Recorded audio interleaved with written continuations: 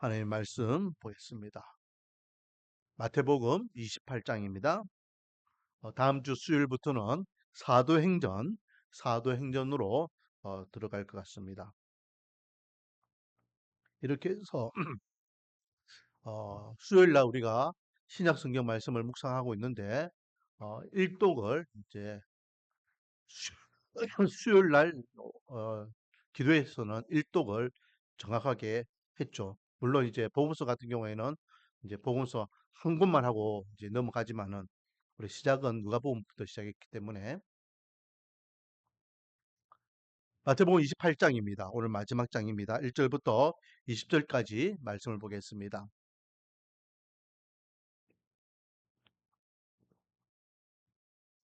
1절부터 20절까지 제가 대독합니다.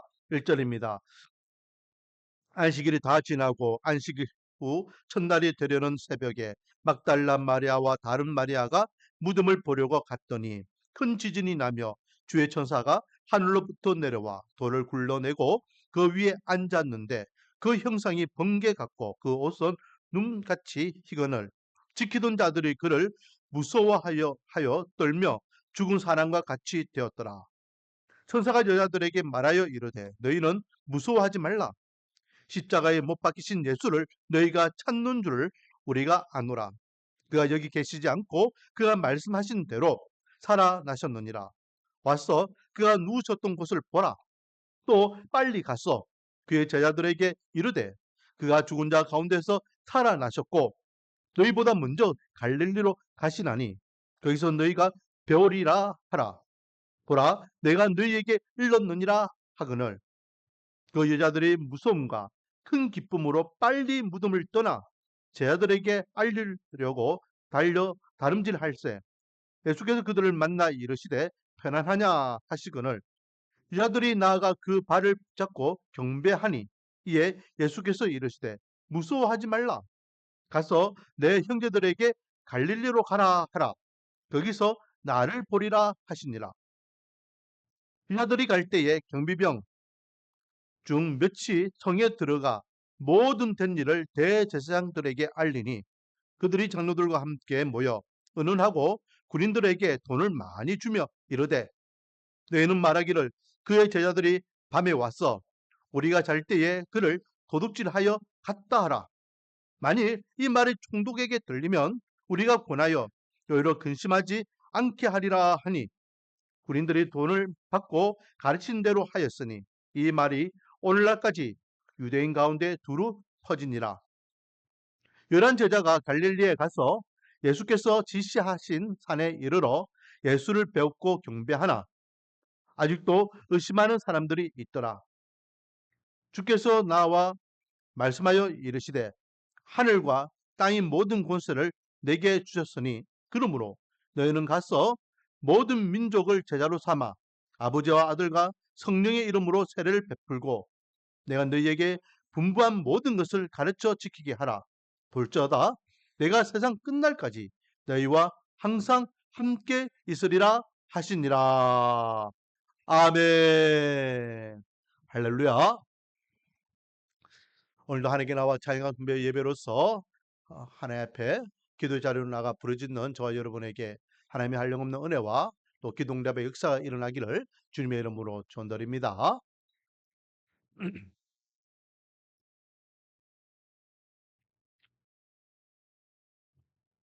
자, 오늘은요 예수님의 부활에 대해서 우리가 말씀을 나눠보겠습니다. 우리가 신앙생활 하는 데 있어서 가장 기본이 되는 것이 무엇이냐라고 하면 바로 부활신앙입니다. 부활신앙. 구원에 있어서 가장 기초가 되는 것이 부활신앙이에요. 부활신앙이 없이 부활에 대한 믿음이 없이 나는 예수님을 믿는다? 나는 신앙생활을 한다? 진짜예요. 기독교의 가장 기본적인 기초는 부활입니다. 그래서 우리가 주일을 성수하는 이유가 뭐예요? 주일을 성수하는 이유가 예수 그리스도의 부활의 첫날을 기념하는 거예요. 그래서 그날을 우리는 주일이라고 표현하는 것입니다. 주일이라는 말은 주님의 날이라는 거예요. 부활하신 주님의 날. 그 주님께서 부활의 첫 열매가 되셨던 것 같이 우리에게도 부활의 소망이 되신다라는 것을 말씀하고 계시고, 그 믿음을 고백하는 신앙의 고백이 주일 성수입니다. 그러므로 오늘은 다시 한번 예수 그리스도의 부활이 우리에게는 얼마나 중요한지를 다시 깨달을 수 있고, 우리의 믿음과 신앙을 재무장할 수 있는 밤이 되기를 소망합니다. 자, 1절 말씀부터 보면요. 안식일이 다 지나고 안식 후 첫날이 되려는 새벽에라고 되어 있습니다. 그 안식일이라는 것은 태양력으로 이야기하면 토요일입니다. 토요일. 그렇죠? 그래서 토요일 저녁 5시가 되면은 안식일이 끝난 거예요. 그래서 이제 그 한밤중이 다 되고 난 다음에 새벽에 깜깜한 밤에는 무덤 가는 게 무섭잖아요. 아무리 예수님 시신을 보러 간데도 그 주위에 예수님 무덤만 있습니까? 제가 저번에 이야기했죠. 예수님의 무덤은 어디 근처에 있다 했습니까? 어디 근처? 골고다 언덕 근처에 있습니다. 그래서 아리마다 요셉이 자기가 준비한 무덤에 속히 예수님을 이렇게 장사 지낼 수 있었던 것은 그 예수님의 십자가에 달리셨던 장소와 자기가 마련했던 무덤이 가까이 있었기 때문에.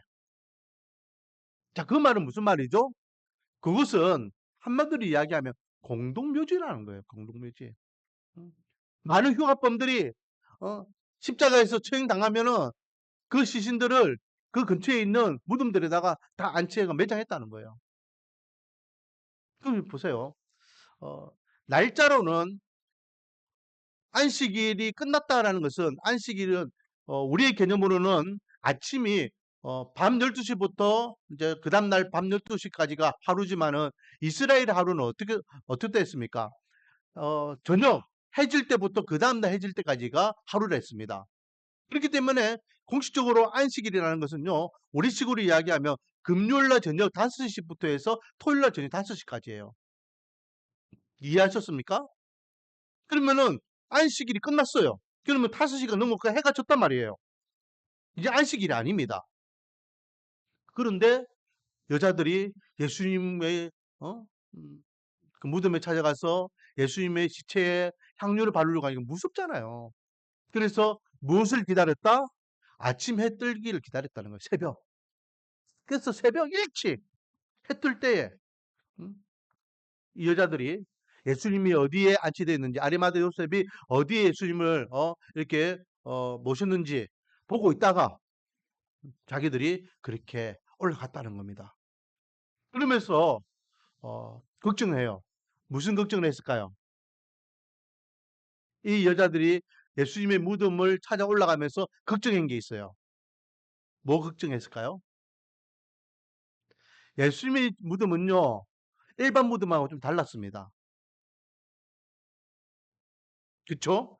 우리 지난주에 보면은 64절 64절에 보면은 그러므로 명령하여 그 무덤을 사흘까지 굳게 지키게 하소서. 그의 제자들이 와서 시체를 도둑질하려 하여 가고 백성에게 말하되 그가 죽은 자 가운데서 살아났다 하면 후의 속임이 전보다 더 클까 하노라 라고 하며 예수님의 부활에 대해서 이 대제사장과 바리새인들은요 걱정했어요. 그래서 혹시 제자들이 한밤중에 와서 예수님의 시체를 가져가고 예수님이 부활했다 하면은 걷잡을 수 없이 이 예수교에 대해서 사람들이 미혹되고 현혹될 수 있으니까 그런 일을 애초에 만들지 말도록 하자라고 하며 이 대제사장과 빌라도가 결탁을 합니다. 그렇게 해서 어떻게 합니까? 65절 빌라도가 이르되 너희에게 경비병이 있으니 가서 힘대로 굳게 지키라. 그래서 경비병을 붙여줘요. 그래서 밤새도록 힘대로 지킨다 했어요. 힘대로. 그렇죠? 수단과 방법을 가지 않고 한밤중에 무조건 이틀 밤만 지키면 되니까. 그리고 거기에 또 한 가지를 했습니다. 66절 다른 무덤에는 없는 것을 예수님 무덤에만 있는 것입니다. 자, 같이 한번 읽어보겠습니다. 27장 66절 시작. 그들이 경비병과 함께 가서 돌을 임봉하고 무덤을 굳게 지키니라. 임봉했다는 거예요. 임봉. 도장을 찍었다는 거예요. 그것은 더 이상 누구든지 이 돌을 옮길 수 있다 없다? 없다. 인간적으로는요. 유대인들은요. 로마의 그 식민지를 살고 있는 유대인들은 그 누구도 로마에 이렇게 반하는 행동을 할 수가 없잖아요. 인간적으로는 그 돌을 옮길 수 없어요. 그게 이 여인들의 걱정이었습니다. 예수님의 시신에 우리가 이게 약품을 좀 바르고 향품을 좀 바르고 싶은데 누가 이 돌을 굴려주지 옮겨주지 하고 걱정하면서 올라가는 거예요. 그런데 올라가니까 놀라운 광경을 보게 됩니다. 자, 오늘 본문을 보겠습니다. 2절 시작. 큰 지진이 나며 주의 천사가 하늘로부터 내려와 돌을 굴러내고 그 위에 앉았는데, 이거는 그날 밤에 일어난 거예요. 그날 밤에. 그날 밤에 무슨 일이 있었다? 하나님께서 천사들을 동원해 가지고 지진을 일으켜 가지고 그 돌을 굴려냈다. 굴려냈다. 왜 그랬을까요? 왜? 왜 하나님께서 지진을 동원해 가지고 돌을 굴려냈을까요? 그렇죠. 예수님이 부활했었잖아요. 옛날에 그런 우스갯소리가 있잖아요. 뭐 우스갯소리는 아니지만 그런 말이 있어요. 어, 이렇게 뭐 우리나라도 그런 이야기 있고 외국에도 그런 일화들이 많이 있죠. 음, 장사를 지내려고 이렇게 간에 딱 사람을 시체를 넣고 이렇게 어, 매장하려고 딱 하는데 간 속에서 두드려 가지고 막 이렇게 소리 들려 가지고 열어보니까 어, 그 안에 있던 사람이 죽은 줄 아는데 살아났더라 막 그런 말 있잖아요. 그 요즘은 그런 일이 거의 없어요. 아니 아예 없습니다. 왜? 죽으면 다 영안실 들어가니까 살아도 거기서 냉동인간 돼 가지고 죽어버려요 요즘은. 옛날에는 어 한 번씩 한 번씩 그런 일들이 있었어. 그래서 옛날에는 여러 가지 이유가 있었지만은 3 일장, 5 일장, 7 일장 하는 이유가 뭐냐면 뭐 멀리 이렇게 있는 사람들이 문상을 오고 또 이렇게 또 유가족들이 빨리 올 수 있도록 그걸 기다리기 위한 시간적인 부분도 있었지만은 또 한 가지는 이 사람이 진짜 죽었는지를 기다리는 겁니다. 어? 왜 한 번씩 그렇게 살아나는 일들이 있었기 때문에. 자, 예수님도 마찬가지입니다. 예수님도 살아나셨어요. 부활하셨습니다. 그러면 나오셔야 되잖아요. 근데 그 돌을 누가 옮겨요? 그러니까 하나님께서 살아난 예수님을 나오게 하시기 위해서 이거 돌을 옮겼어요. 이 장면은요, 우리가 나사로를 보면 압니다. 나사로. 그쵸? 나사로가 죽었을 때에 예수님께서 나사로를 살려주시잖아요. 그때에 동생들에게 명합니다. 어, 저 돌을 옮겨라 라고 명하여. 그때 얘 동생들은 뭐라 합니까? 주님, 그런 말 하지 마세요. 지금 오라버니가 죽은 지가 며칠이 돼가 냄새나기 시작했어, 냄새나기. 냄새나기 시작했으니까 그거 열면은 가. 그래서 만류해요. 그때 얘 예수님께서는 야, 헛소리하지 말고 빨리 열어라 라고 해요. 왜? 왜 열으라고 하시죠? 나사로 살았기 때문에. 살아있는데 나사로 살아가지고 이제 딱 나갈 준비하고 있는데 문이 안 열려. 그러면 안 되잖아요. 그래서 돌을 옮겨라 해서 예수님의 말씀에 순종해서 이 동생들이 사람을 지켜서 돌을 옮깁니다. 그리고 예수님께 뭐라 하십니까? 세마포를 이렇게 감고 있는 나사로가 미라처럼 이렇게 두루두루 나오더라. 그래서 사람들에게 빨리 저 세마포를 딱 풀고 이렇게 나사로를 맞이해라 라고 해서 황급히 사람들이 그렇게 나사로가 살아난 것을 경험하게 되는 걸 보게 됩니다. 자,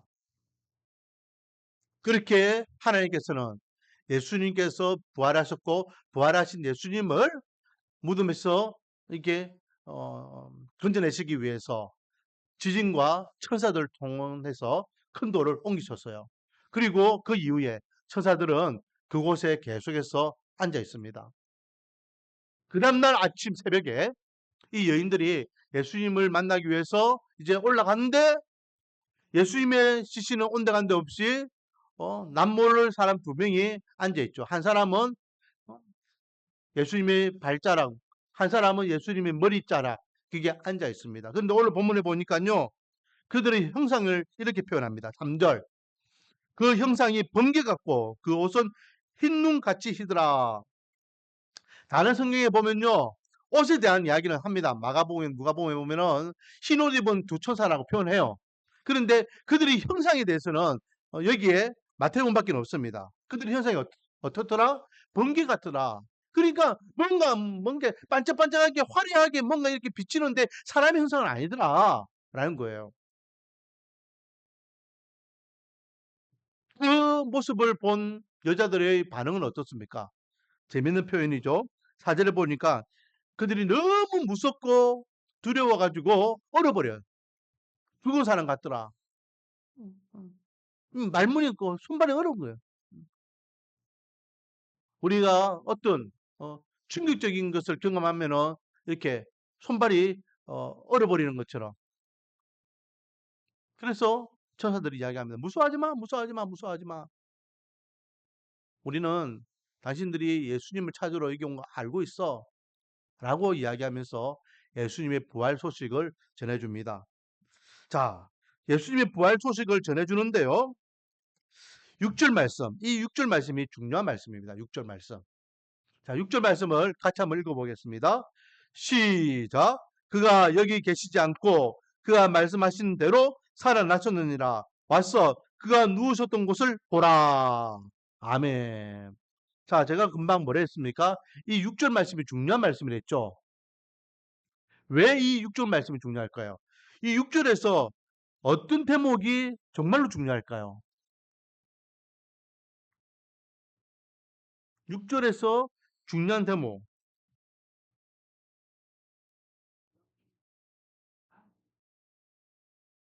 땡, 땡. 중요한 말씀이 있어요. 지금 예수님의 부활에 대한 이야기를 하고 계시잖아요. 그죠? 천사들이 예수님 부활하셨다라고 하면서 이 말을 했어요. 딩동댕. 그가 말씀하신 대로. 그가 말씀하셨다. 예수님께서 말씀하셨다. 예수님께서 평소에 뭐라 말씀하셨습니까? 내가 3일 만에 다시 살아나리라. 아까 제가 이야기했잖아요. 64절에 대제사장들도 또 로마 군인들도 예수님께 다시 살아난다라는 이야기를 이미 듣고 거기에 대해서 자기들 극중 근심이었어요. 진짜 예수가 다시 살아나면 어떡하지? 아니, 예수가 진짜 살아나지 않았고 예수의 시체를 제자들이 훔쳐가고 예수가 다시 살아나면 어떡하지? 예수님에 대한 예수님의 부활에 대한 것이 그들이 가장 큰 걱정 근심이었는데 예수님께서도 이 이야기를 하셨고 제자들에게 말씀하신 그 말씀을 이 천사들이 다시 한번 상기시킵니다. 예수님은 그냥 살아나신 것이 아니야. 예수님께서 말씀하신 대로 살아나신 거야.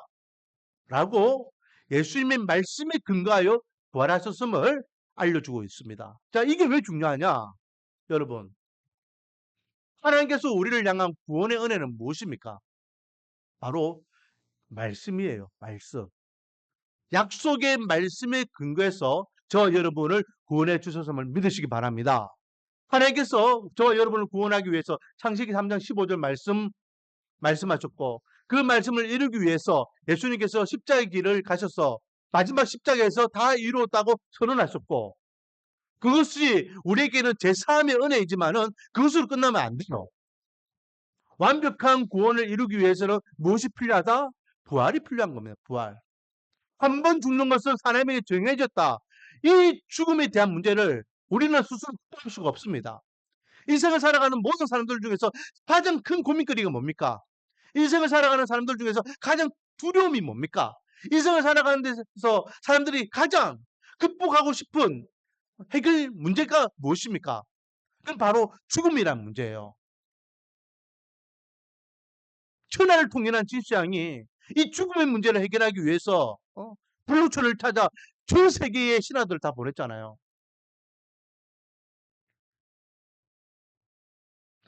영원한 생명을 얻기 위해서 비록 내 육체는 썩어 없어지겠지만은 내 영혼은 영혼이 살았다는 것을 상징적으로 보여주기 위해서 김일성하고 김정일 같은 경우에는 아예 자기 몸을 방부제로 처리해가지고 막 이렇게 올려놨잖아요. 뭐 베트남에 가니까는 호치민도 그랬다 하더라고요. 이집트에 있는 많은 왕들도 미라로 그렇게 만드는 이유가 뭡니까? 죽음에 대한 문제가 가장 큰 문제예요. 죽음에 대한 문제. 그 죽음에 대한 문제를 한 단계 뛰어넘을 수 있도록 예수 그리스도께서는 내가 다시 부활할 것이야 라고 말씀하셨고, 그 예수님의 부활이 저 여러분에게 주시는 또 다른 소망이고 또 다른 은혜입니다. 예수님의 부활은 부활의 첫 열매가 되셨어요. 그러므로 누구든지 예수 그리스도를 믿기만 하면 육적인 죽음은 맞아요. 이 육적인 죽음은 우리가 맞이해서 죽겠지만 영적인 두 번째 죽음은 당하지 않는다. 천국에서 영원한 영생의 기쁨을 누리게 될 것을 말씀하고 계십니다. 구원은 하나님의 약속의 말씀으로 이루어지고 완성되는 것을 다시 한번 우리에게 일깨워주고 계셔요. 그렇기 때문에 우리는 이 말씀에 근거하여 구원받았고 이 약속의 말씀에 근거해서 하늘을 소망하고 믿음생활 신앙생활을 하고 있습니다. 그러므로 이 약속의 말씀에 근거해서 우리는 주님이 오시는 그날까지 흐트러지지 않기 위해서 말씀을 사모하고 말씀을 의지하고 말씀의 인도하심을 받고 말씀의 가르침에 귀를 기울이며 믿음생활 신앙생활 해야 될 줄 믿습니다. 그렇지 않으면 다른 것들이 계속해서 우리를 유혹하고 미혹해요. 자, 두 번째 내용이 그겁니다. 두 번째 내용. 11절부터 15절까지 내용은요. 예수 그리스도의 부활에 대한 이 놀라운 경험을 목도한 사람이 여자뿐만 아니라 또 한 무리들이 있었습니다. 그 무리들이 누구입니까? 바로 그 무덤을 지켰던 경비병들이었습니다. 이들이요, 여자들이 예수님을 만나고 그리고 제자들에게 가서 예수님 부활 소식을 전할 때에 그들은 뭘 했을까요? 그들은요, 황급히 자기들이 자기들을 예수님의 무덤을 지키게 하였던 주인을 찾아갔겠죠. 먼저는 대제사장이 찾아갑니다. 그리고 여차여차 이실 짓고 합니다. 우리가 힘을 다하여 음, 힘을 다하여 그 무덤을 지켰는데 예, 어떻게 되었는지 어떤 영문인지 몰라도 우리가 깜빡 졸은 것 같아요. 그 사이에 돌문은 굴러갔고 그 안에 있는 예수의 시체는 온데간데 없이 사라졌습니다. 라고 보고를 하게 되죠. 그러니 대제사장들이 걱정 마, 근심하지 마세요. 근심하지 마세요. 우리가 당신들에게 알려주는 대로 빌라도에게 그렇게 보고하세요. 라고 하면서 어, 허위 보고를 하게 만드는데 그 보고가 뭡니까? 자기들이 밤에 잠깐 졸았다는 겁니다. 그 사이에 얼떨결에 보니까 예수의 제자들이 몰래 와서 자기들이 자고 있는 그 틈을 타서 돌문을 열고 예수님의 시체를 가져갔다라고 보고해라라는 거예요. 자, 그 보고가요, 그 보고가 그냥 보고로만 끝나는 것이 아니라 그것이 예수님의 부활, 예수님께서 부활하셨다는 이 사실을 부정하게 되는 근거가 되게 되었다라는 거죠. 이렇게 보고하고 난 다음에 그 소식들이, 그 소문들이 퍼져나가기 시작합니다. 유대 사회에. 많은 사람들은 예수님의 부활을 인정하기 싫었어요. 그래서 예수의 그 부활을 그들은 부정하면서 제자들이 가져갔다라고 그들은 의도적으로 이 군병들, 이 경비병들의 이야기를 믿게 되더라라는 것이죠. 자, 15절입니다. 한번 읽어보겠습니다. 시작. 본인들이 돈을 받고 가르친 대로 하였으니 이 말이 오늘날까지 유대인 가운데 두루 퍼지니라. 여러분, 오늘까지예요. 여기에서 오늘날은요, 이 마태복음이 기록된 그 당시를 이야기하겠지만 2000년이 지난 지금도 유대사에서는요, 예수님의 부활을 인정하지 않습니다. 그들은 여전히 제자들이 예수님의 시체를 가져가고 예수님이 부활했다라고 거짓된 소문과 소식에 믿음을 갖고 있는 거예요. 뿐만 아니라 그 외에 많은 사람들도요, 예수님의 부활을 인정하기 싫어요. 그래서 예수님의 부활을 거부하기 위해서 무슨 잣대를 드러냅니까? 이성적인 잣대, 상시적인 잣대, 인간의 지혜, 과학, 이런 것들을 가지고 이야기합니다. 그런 것들을 가지고, 야, 사람이 어떻게 죽은 사람이 부활할 수 있어? 라고 하면 부정하게 되고, 이성적으로, 상식적으로 그것이 이해가 되지 않으니까 사람들이 그것을 이해할 수 있는 어, 이야기로 만들어내죠. 그게 아까 전에 제가 초대 이야기했던 예수님이 죽은 게 아니야. 피를 너무 많이 흘려서 잠깐 실신한 거야. 그래서 시체 그 무덤 안에 안치되어 있다가 어느 정도 시간이 지나고 회복하니까 정신 차려 보고 그렇게 해서 예수님이 나온 거야.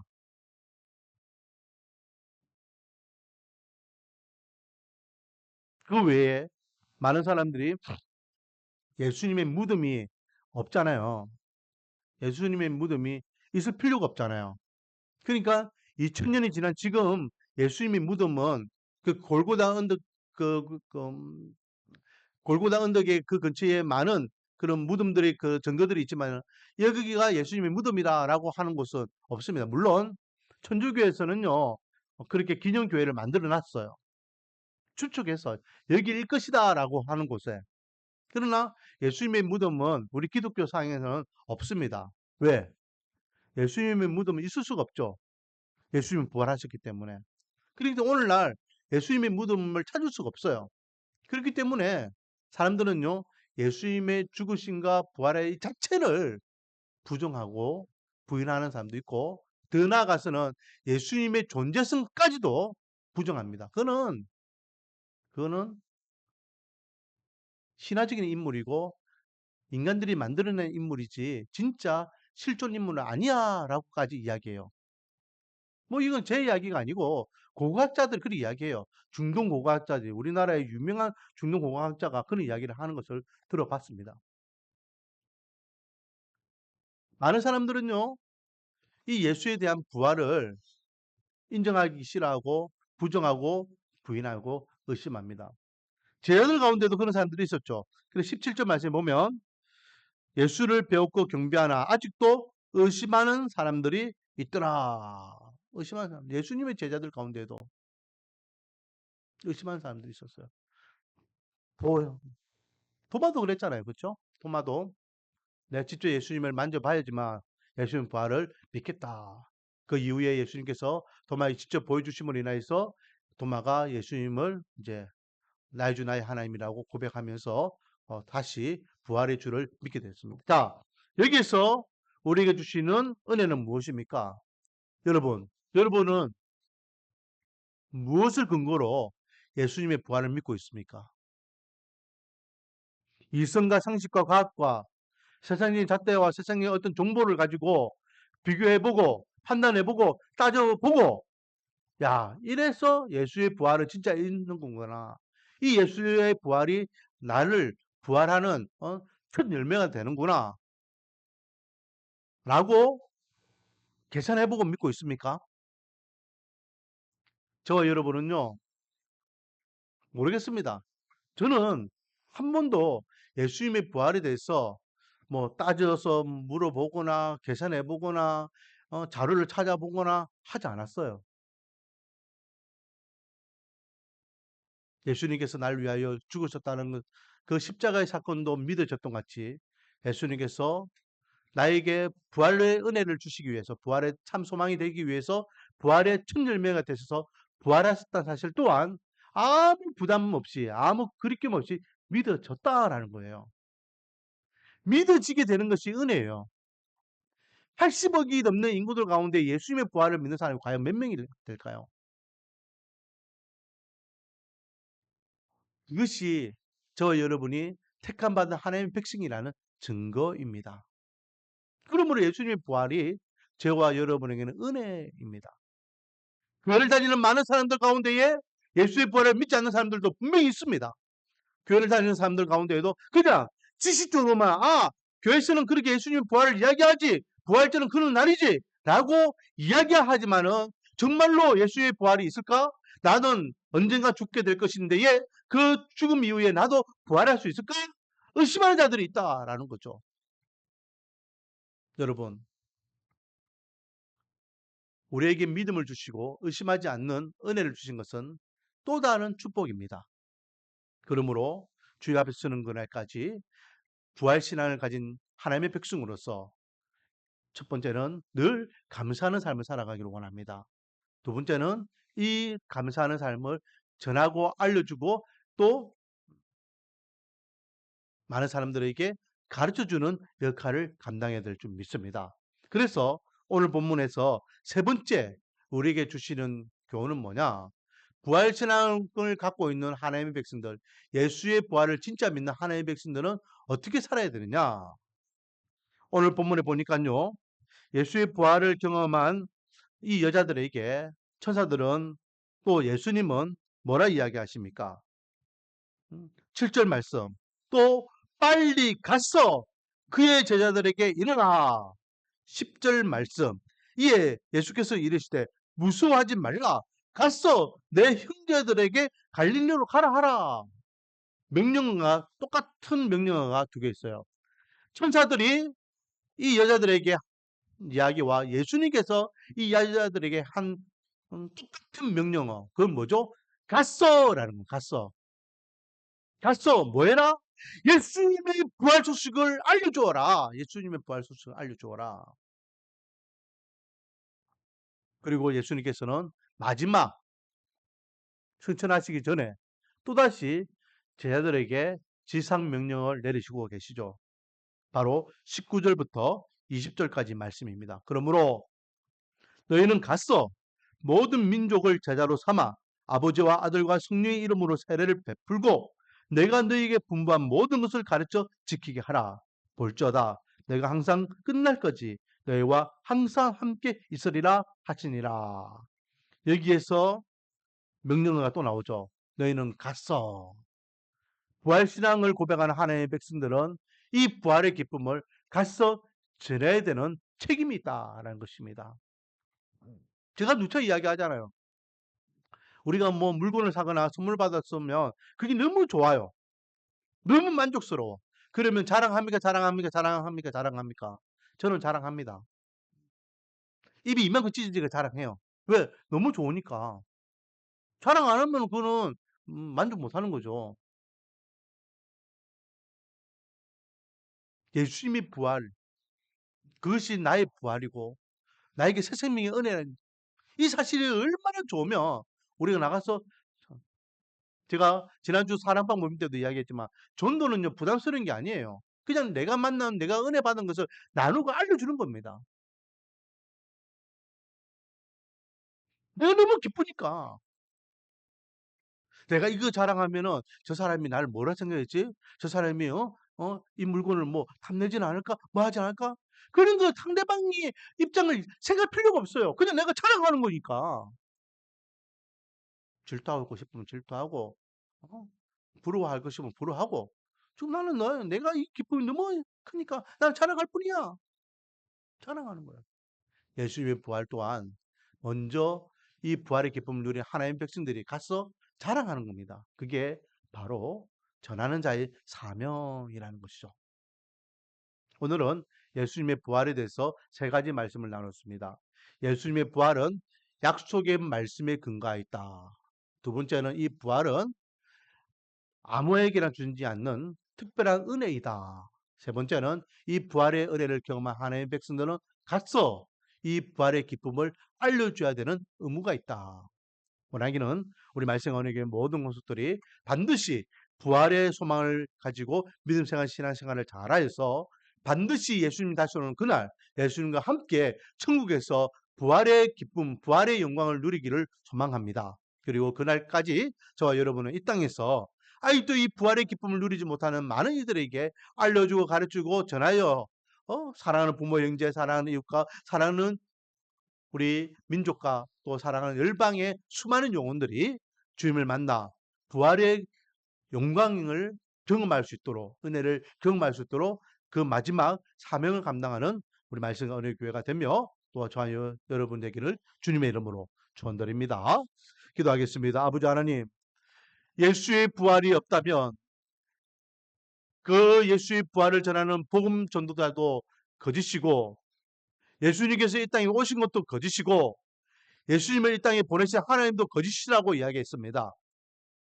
그 말은 곧 예수님의 부활은 분명한 역사적인 사실이고, 그 부활의 믿음을 가지고 오늘날 우리가 믿음 생활, 신앙 생활을 하고 있고, 반드시 마지막 때에 그 약속의 말씀에 근거하여 우리 모두는 천국에서 부활의 기쁨, 부활의 영광을 누리게 될 줄 믿습니다. 그러므로 우리 말씀 언혜교회는 이 부활의 은혜를 알려주고 가르쳐주고 또 전하기를 원합니다. 그래서 사랑하는 우리 가족들, 사랑하는 친구와 이웃들, 사랑하는 우리 부산 시민들, 사랑하는 우리 대한민국 국민들, 또 전 세계에 뿔뿔이 흩어져 있는 수많은 민족들 함께 하늘 소망 바라보며 부활의 기쁨을 누릴 수 있도록 은혜와 복을 다하여 주시옵소서. 예수님의 이름으로 기도드립니다.